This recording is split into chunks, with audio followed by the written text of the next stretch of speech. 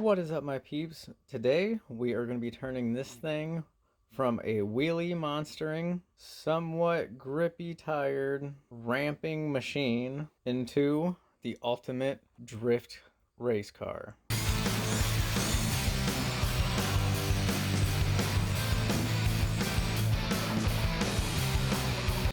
Of course, using 3S lipo power because more power is better. And to achieve that, we are going to be putting duct tape on the tires.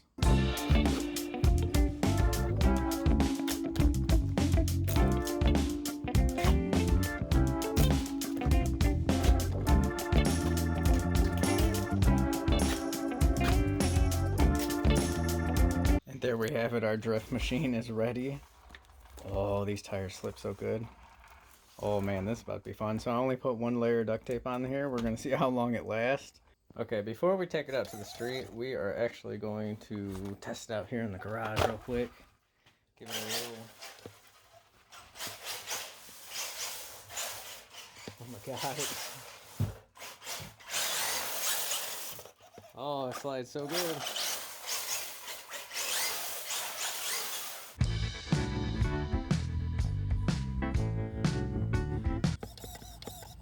Here we are at the next spot, designated drift location, literally just a street intersection. But see what this thing can do here.